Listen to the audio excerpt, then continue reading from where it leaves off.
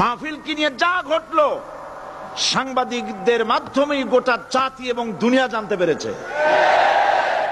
ওই সব সাংবাদিকদেরকে আমি আমার অন্তরের অন্তঃস্থল থেকে মোবারকবাদ জানাই, যে সব সাংবাদিকরা জীবনের ঝুঁকি নিয়ে সত্যকে বিকশিত করেছেন। কিন্তু তার মধ্যেও কিছু কিছু সাংবাদিক আছে, আমি তাদেরকে দু একটি কথা না বলে পারবো না। বলবো? বলাই লাগবে। তার মধ্যে একটি পত্রিকা যার নাম জনকণ্ঠ ওরফে রকণ্ঠ, এই পত্রিকাটি আজ রিপোর্ট করেছে জনকণ্ঠ, সশস্ত্র ক্যাডার প্রহরায় চট্টগ্রামে সাঈদীর তাফসীর মাহফিল শুরু। আজকের এই লক্ষ লক্ষ জনতাকে জিজ্ঞেস করতে চাই, এই লক্ষ লক্ষ জনতা আপনারা কোন সশস্ত্র ক্যাডার চোখে দেখেছেন?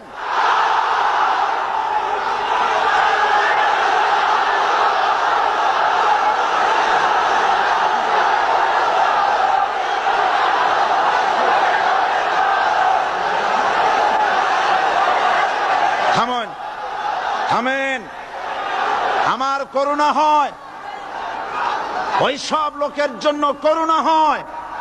রাসূলুল্লাহকে চোখে দেখে আবু জাহেল যেমন বিশ্বাস করতে পারে নাই, এই শ্রেণীর লোকেরা এত বড় মাহফিল দেখেও কলিজায় জাহান্নামের ভয় আসে নাই।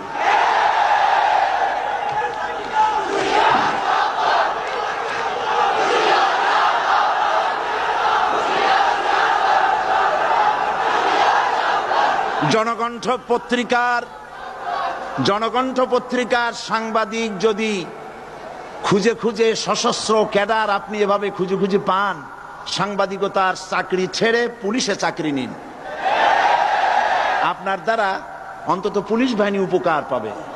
এত বড় মিথ্যে কথা লিখবেন না, আপনাকেও মরতে হবে এবং আল্লাহর কাছে আপনাকেও জবাবদিহি করতে হবে। এবার যুগান্তর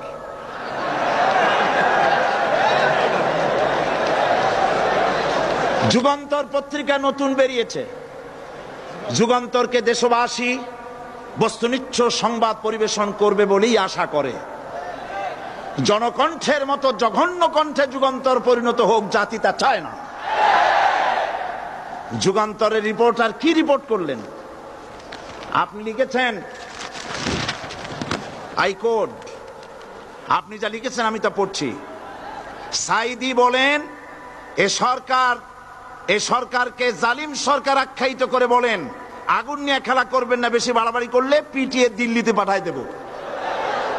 এই লক্ষ জনতা সাক্ষী দেন, সরকারকে পিটাইয়া দিল্লি পাঠাবে, এই কথা আমি বলেছি।